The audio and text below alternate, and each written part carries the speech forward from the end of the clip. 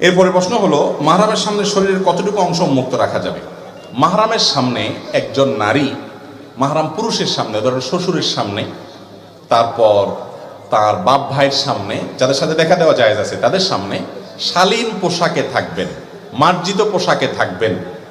তার চেহারা, তার হাত, তার পা, পায়ের গোছা, এই অংশগুলো তারা দেখাতে পারেন, মাথা, এগুলো উন্মুক্ত রাখতে পারেন।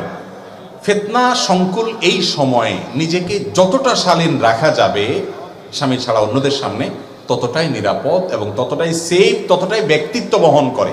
এই জিনিসটা খেয়াল করতে হবে। বাকি শরীয়তের সীমানার ক্ষেত্রে যথেষ্ট আপনার প্রশস্ত।